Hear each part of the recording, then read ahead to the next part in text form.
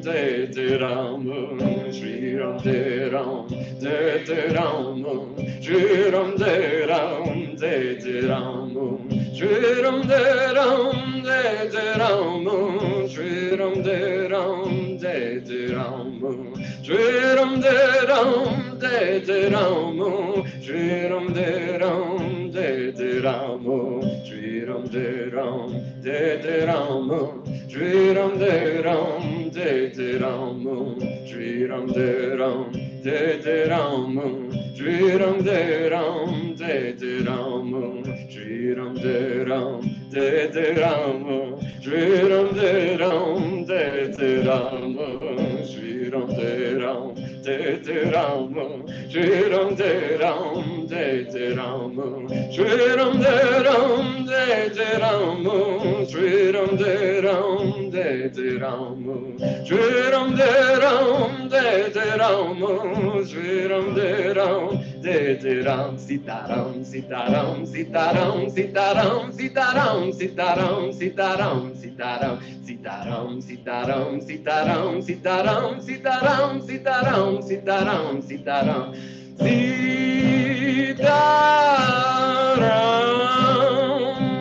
bolo, Sitaram,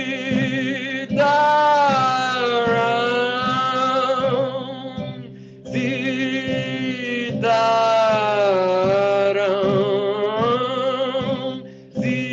Sitaram, Sitaram,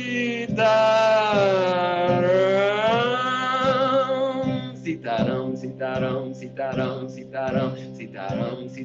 Sitaram, Sitaram, Sitaram, Sitaram, Sitaram, Sitaram, Sitaram, Sitaram, Sitaram, Sitaram, Shri Ram de Ram, de Ram, Shri Ram de Ram, de Ram, Shri Ram de Ram, de Ram, Shri Ram de Ram, de Ram, Shri Ram de Ram, de Ram, Shri Ram de Ram, de Ram, Shri Ram de Ram, de Ram, de Ram, de Ram, Shri Ram de Ram, de Ram, Shri Ram de Ram, de Ram, Shri Ram de Ram, de Ram, Shri Ram de Ram, de Ram, Shri Ram de Ram, de Ram, Shri Ram de Ram, de Ram, Shri Ram de Ram, de Ram, Shri Ram de Ram, de Ram, Shri Ram de Ram, de Ram, Shri Ram de Ram, de Ram, Shri Ram de Ram, de Ram, Shri Ram de Ram, de Ram, Shri Ram de Ram, de Ram, Shri Ram de Ram, de Ram.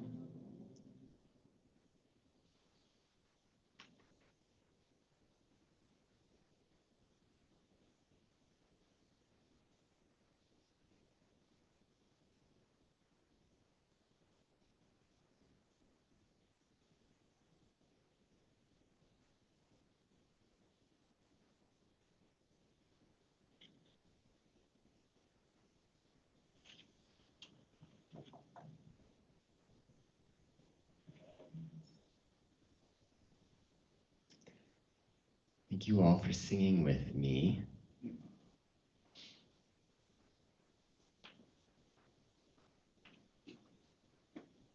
I sometimes think about this practice of Kirtan like, it's like I'm a little kid in the playground. I'm just trying to figure out who are the other kids that are willing to play with me, right? In this weird game that I want to play. And it just feels so tremendous every time a group of people, especially when there's people that maybe aren't familiar with the practice, are willing to do this seemingly simple thing of allowing ourselves to sing, and allowing ourselves to sing in a way that touches upon freedom. Yeah, so thank you. And I was told that this would be about a good time to open up the space for questions. So, is there any questions? Did you say that 3 months of grieving was not enough time? Did I hear you correctly?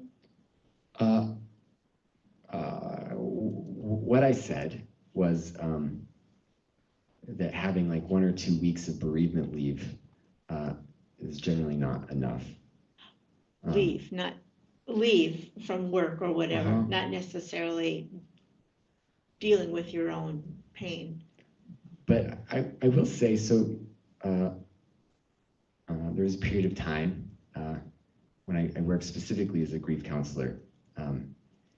So Ram Dass specifically, he felt it really important to make friends with death and dying. And so, you know, throughout his life, he did a lot of service sitting with people who were dying. And he wanted his own death to be as conscious as possible. And because of his influence, that was something that I found my way into, is doing hospice work and grief work. And I now don't think that there's any amount of time on grief, right? I mean, it's just because every loss is so different, and grief isn't something that goes away, it's something that changes, right? It's not something that can be fixed, but it is something that we can care for and bring care to, and gentleness, and to nurture and to support. But what I've found is the main thing that's needed isn't just our own support, but like also support from community. And when I said that about the bereavement leave, historically, all cultures at all times on the planet, except for specifically like Western culture today, we've had grief rituals kind of imbued in the culture such that, you know, maybe in some traditions, people are given like a year where everyone in the community knows like this person needs extra support. Maybe they can't show up, maybe they need like less duties or less tasks, right? And now it's become very much individualized, so that when we ourselves are in grief, we often feel very alone and isolated from community when we most need them. Yeah. Thank you. Yeah, thank you. Thank you. Yeah. I think that whole, your whole talk kind of spoke to being present with whatever is happening. Sure. And thank you. It was very nice. Hey, thank you. I'm struck as I listen to you. I started in my my journey towards spiritual practice in a very devotional way, and it evolved from speaking in tongues and raising hands in a church of a friend that I found to yoga and kirtan. And I feel like I've been going through this season where I'm, and not to blame sacred sciences, but you know, the more we learn about dualism and narratives and creating stories and thinking about philosophy, and it started to evoke in me like, is this just a story that I'm telling myself to feel good? Mm-hmm. And yet when I still move into devotional things, it's still stirred today in yoga practices. But I wonder, it's like I want to shake that, but it's a real, you know, is everything constructed? Is everything a story? But I know my nature is devotion, and I've sort of, I don't know what I'm asking, but I felt compelled to bring this conundrum. Well, thank you. I can say, first of all, I relate to that a lot, what you're saying.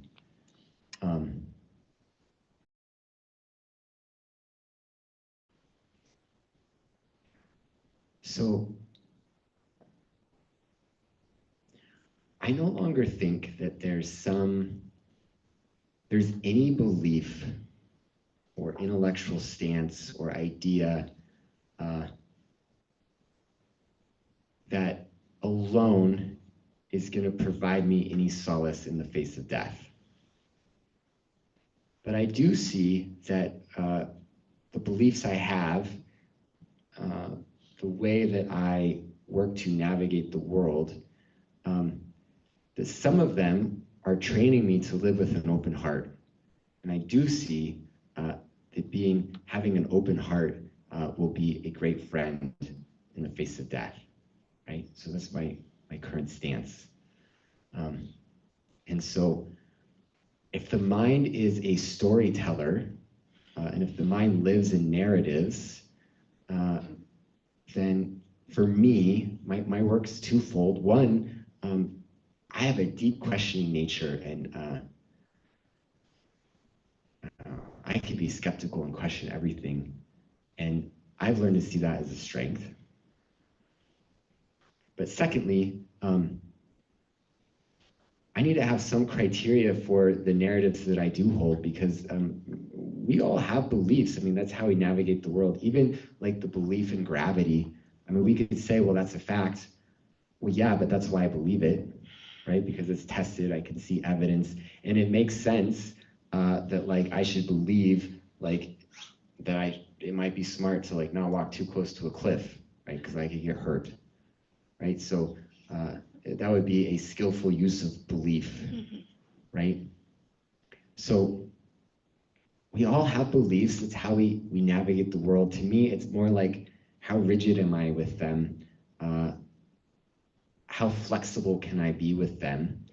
And when we're talking about things that are untested and untestable, right? Like archetypes and mythological stories and miracle stories, and right?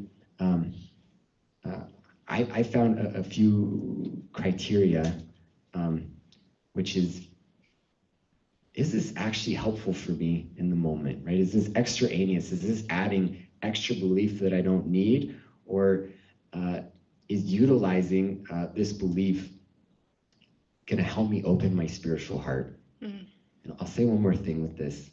I once heard Krishna Das being a longtime friend of Ram Dass's and one of the leading chant leaders of the world, he said, I'm not interested in a God that I can either believe in or disbelieve in.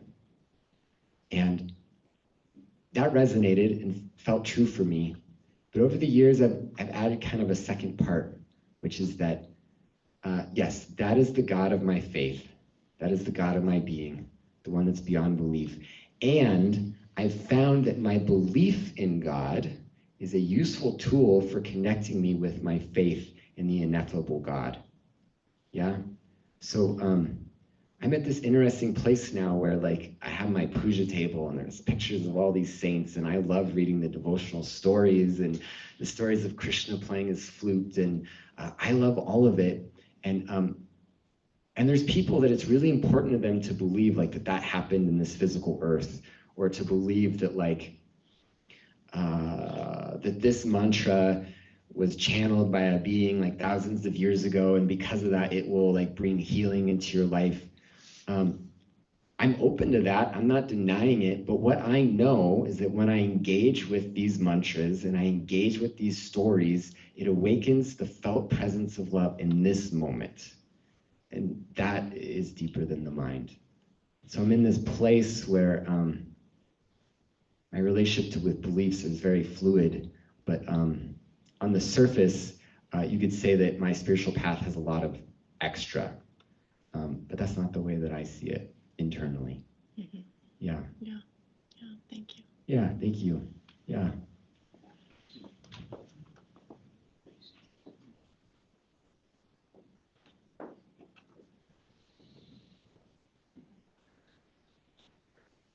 Okay. Well, I don't know what happens next. I think we're about at time. So. One more chant? One more chant? Yes. Okay. Yeah. Barbara might have to turn her stuff off. Fair warning.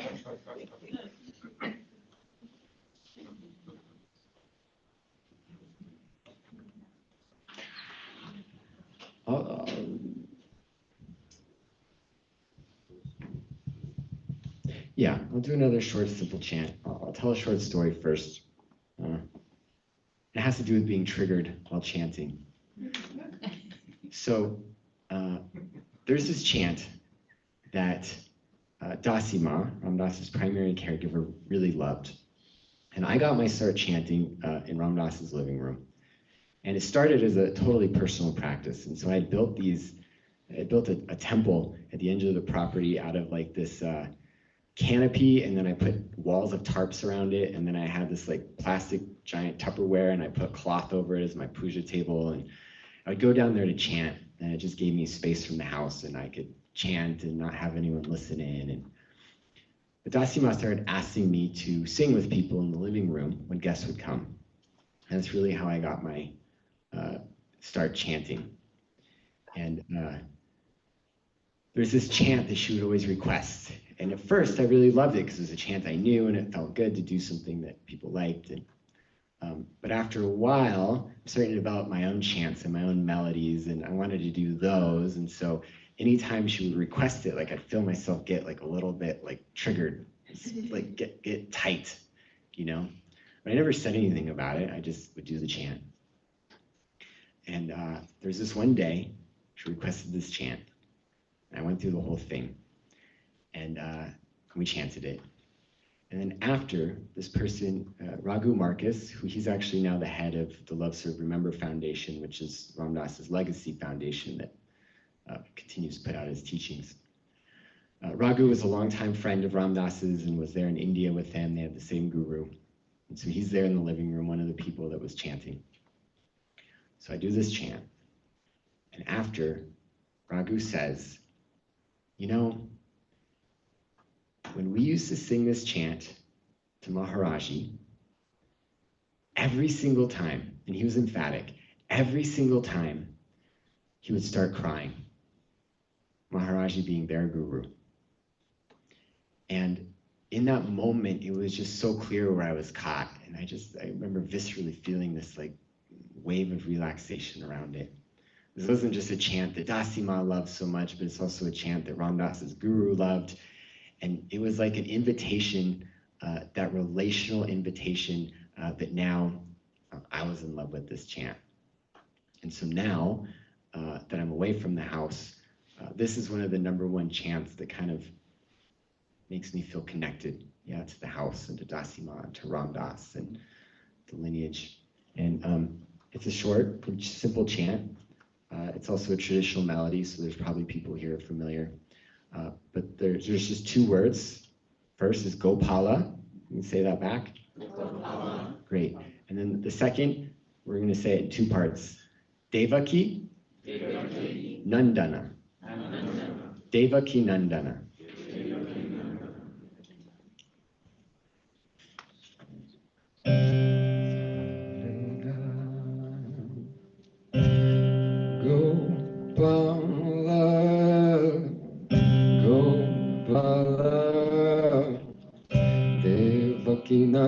Nandana Gopala, like that. Gopala, Gopala, Devaki Nandana Gopala, Gopala, Gopala, Devaki Nandana Gopala. Gopala, Gopala, Devaki Nandana Gopala, Devaki Nandana Gopala, Devaki Nandana Gopala, Devaki Nandana Gopala, Devaki Nandana Gopala, Gopala, Gopala, Devaki Nandana Gopala, Gopala, Gopala, Devaki Nandana Gopala.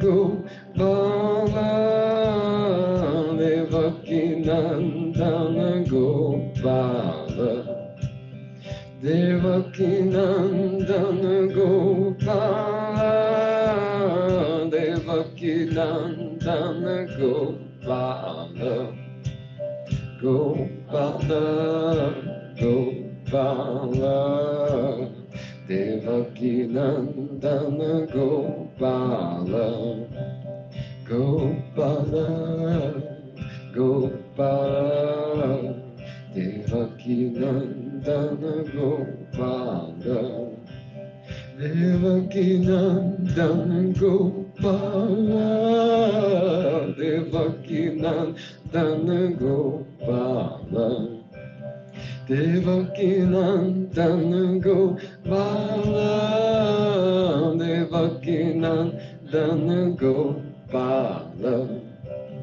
Devaki Nandana Gopala, Devaki Nandana Gopala, Devaki Nandana Gopala, Devaki Nandana Gopala, Gopala, Gopala, Devaki Nandana Gopala, Gopala, Gopala, Devaki Nandana Gopala, Devaki Nandana Gopala, Devaki Nandana Gopala, Devaki Nandana Gopala,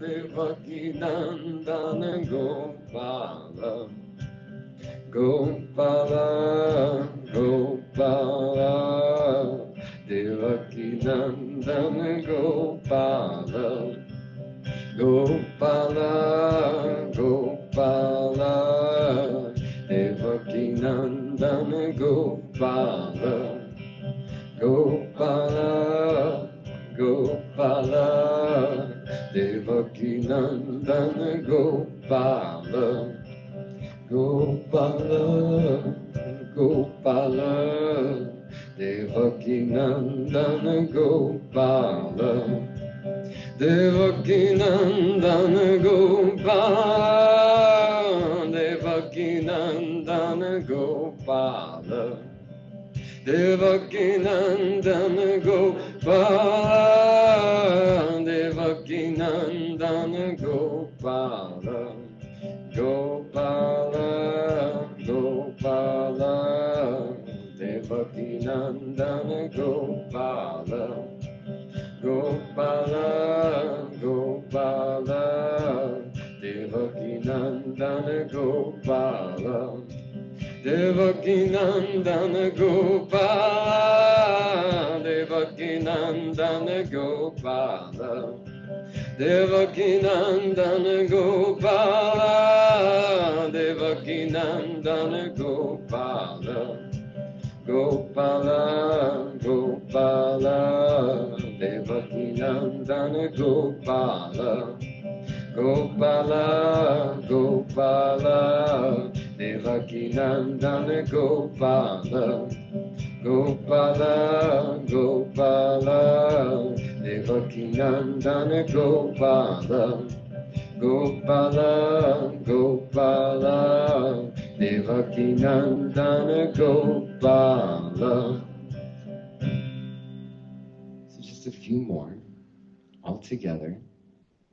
And what would it be like to sing as if what the teachings say is true? Whether we believe it or not, what would it be like to sing as if it was true? That the name and what is named are one and the same. That these names of God are perfect mirrors of the divine presence in our heart, are divine forms made by our own vocal cords, sounded by our own lips, our own tongue, reverberated in our own bodies, in our own ears. What would it be like to sing as if we're in the holy presence in this moment, all together? Gopala,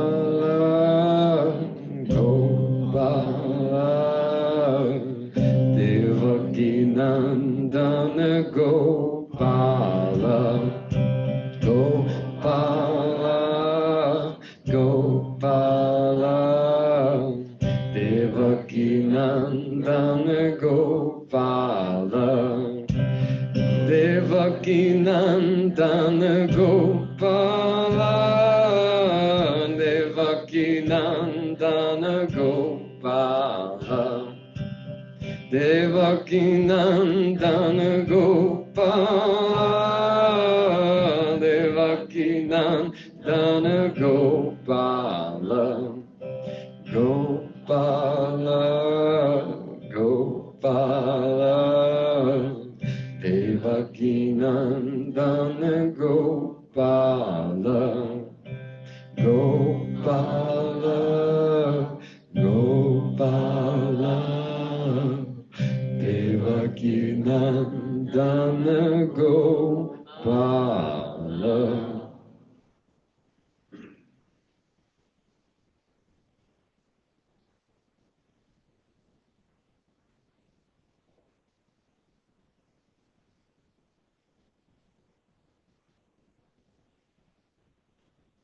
Thank you. Yeah.